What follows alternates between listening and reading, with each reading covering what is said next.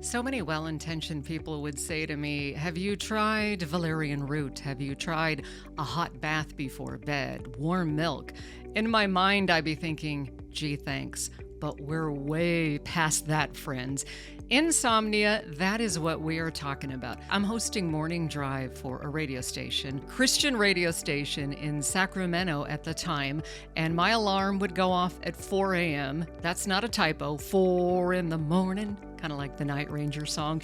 And I gotta be on, right? I gotta be entertaining. I gotta be passionate.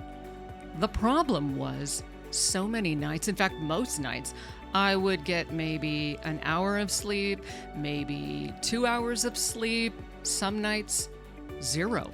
I'd been this way ever since I was a little kid. I remember one time I went up to my boss and I'm like, I gotta go to the doctor because I had been awake for 72 hours. I'm like, give me Xanax, give me Lunesta, give me Ambien, give me all three. I flew to Israel and back. Do you know how much sleep I got on the flights? 0. Everybody would be like fast asleep after hour 6. I'd be like, excuse me, I really gotta go to the bathroom, waking everybody up. But I would get so mad at those people that just could sleep anywhere. Oh, I just fall asleep in the car. I fall asleep on planes, trains, and automobiles, but not me. All night long, my mind would be spinning and I would just be trying desperately to sleep. And I would get so mad. And the later it got and the more I looked at the clock, the more upset and angry I got. And I would be screaming at God. And I never wanted to be mad at God, and I never used to get mad at God except for the insomnia. I would have these fits of rage and I would throw things and I would break stuff and I'd be like, really, God, you made me this way. Why can't I sleep? And I would just go nuts. And then I remember when it all changed. One night at one of my 3 a.m. rage sessions, I just stopped. I don't know what happened, but I just stopped. And I was like, okay, my heart rate's going crazy. My blood pressure is probably up. I'm so angry. Now I'm never going to get back to sleep. And I realized that all that anger, all that rage was making everything worse. It was continuing the horrible cycle of insomnia. And I said, okay, God, I'm done. I'm not going to do this anymore. When I can't sleep, I'm going to get up, I'm going to read a book, I'm going to pray, I'm going to just do something else. But here's the thing. I watched a lot of great movies. I've had a lot of great revelations at 3 in the morning when the rest of the world is asleep. Some of my best days happened and my best radio shows happened on 0 sleep, and some of the worst too. But I made the choice to accept that this was something I was probably going to have to deal with for the rest of my life. And I made the decision to not throw things, to not scream, but to just surrender. And you know what? The insomnia got better after that. But you might be thinking, great lady, what a great story, but what am I supposed to do at 4 a.m. when I'm watching TikTok videos? Should I just get up and do the laundry? That kind of a thing. So I have got 4 things for you that are going to help you get the rest that you deserve, the rest that you need. It's not going to be perfect. It never is. But these are 4 things that helped me. So I've been sober from drugs and alcohol over 20 years. I had general anxiety disorder, kind of like the rest of the world, right? Codependency. But the thing of it is, once I got sober, the insomnia actually got worse because I was using the drugs and alcohol to treat the insomnia. So after I got sober, right, I had to figure out some tools. So here's the 4. Number 1, I just told you, is the surrender. This isn't the give up kind of surrender, but the biblical surrender that says, God, okay, you've got this. Regardless of what happens, I'm not going to scream. I'm not going to yell. I'm going to accept that you're going to get me through the night, that you're going to get me through the next day, right? Jesus says, don't worry about tomorrow. If I clothe the birds of the air, how much more will I not take care of you? I'm paraphrasing it, but he's got us. He's gonna take care of us. And I know it's hard if you've had trauma in your life, especially if that trauma came in at night, if there was abuse. You're like, I've got to let go and give up control for the next 8 hours, because so much of our anxiety, so much of the insomnia comes from trying to control all those things that we can't control. And now we're supposed to give it all up and sleep. I thought I knew the serenity prayer when I got sober, but I didn't. God grant me the serenity to accept what I can't change. Punching the wall wasn't accepting. The courage to change what I can, and the wisdom to know the difference. So when the spins come late at night, am I going to fail the job interview? What's wrong with my kid? Do I have cancer? If you're a woman my age, you've gotten the weird ultrasound screening or the mammogram, we need you to come back for a biopsy. Or the one I recently got with the ultrasound, they put it in my chart. So no one called me. So I get this thing that says, we found a black mass. We don't know what it is, And then it's like a Friday and all weekend. I'm like, sitting there with this. So when the mind starts to go, right, 2:00 in the morning, I want you to say this prayer or something like it. God, I'm giving you my worries about tomorrow.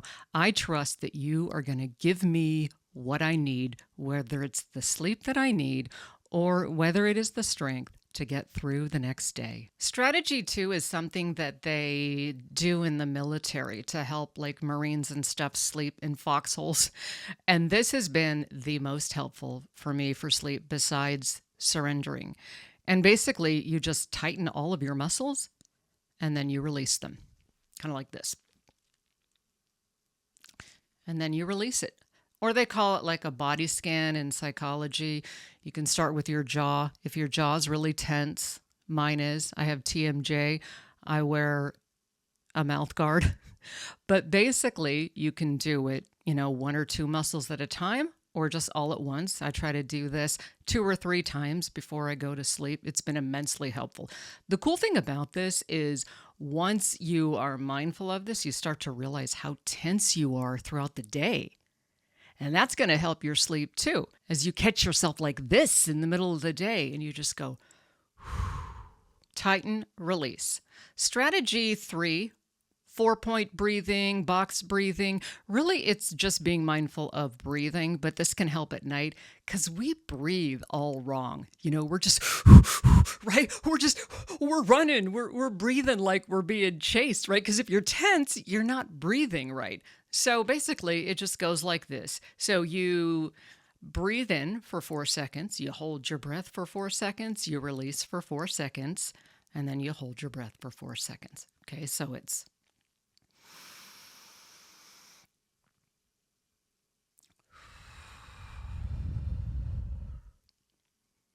that's it. The cool thing about breath work is it's always available. You can't always control your circumstances, right? But you can control your breathing. Okay, this next one, it's not scientifically proven. It's called shoot the asteroids out of your brain method.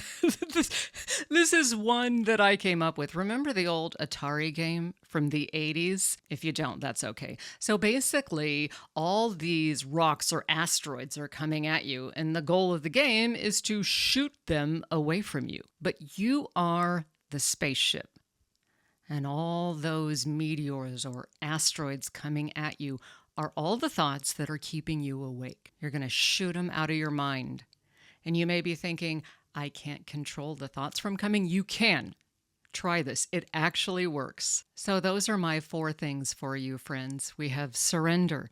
We have military muscle tension release. We have 4-point breathing, and we have shooting asteroids out of our brain. The last thing I want to hit on, friends, is medication. Sometimes you do everything you can, but you still need a little help sometime. There's a lot of stuff out there. Obviously, melatonin is over the counter. It probably works the best for over the counter stuff. Unisom, there's Ambien, there's Lunesta, there's all sorts of stuff like that. Those are going to be prescription. I've tried them all, and I'm not pushing medication. The thing of it is that I made a choice at one point. I was like, so is it better to be up for 72 hours, or is it better to take something to help me sleep? Does that make sense? So I try not to take that stuff. Sometimes I have to. I also take a very small amount of Lexapro to deal with the anxiety, and that has helped immensely. As somebody that's been sober 20 years, there's a reason why. There's a lot of stuff going on up here, and sometimes we just need some help, and that's okay. But I'm not a doctor, and I'm not a shrink. Disclaimer. So, be sure and talk to your doctor about it. If you need help, be sure and get help. I've had to get therapy and stuff like that because you want to get into the underlying reasons as to why you're not sleeping. For me, it was the codependency and the anxiety that came with it because I'm dyslexic and I struggled with that as a kid, and I thought I was stupid. And so I had to go on the radio and, do everything perfect, right? If I wasn't performing perfect, you wouldn't love me or you wouldn't like me. And so slowly surrendering that has been a huge part of the healing process for me. Friends, rest is a gift from God. God designed you to rest. That used to make me so mad. Psalm 127 verse 2 tells us that God gives sleep to those he loves. And if you're watching, that is you, my friends. Your insomnia does not make you a bad person.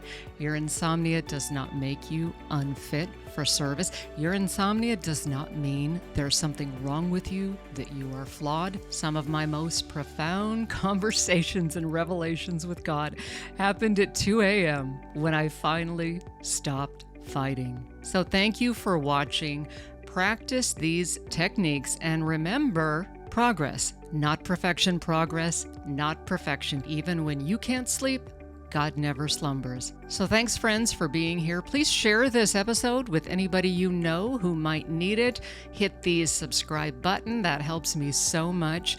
And I'd love to hear from you. What has been your biggest sleep struggle or your biggest thing that's helped you the most? Drop a comment below, and that way we can support each other on this journey. God bless you, friends.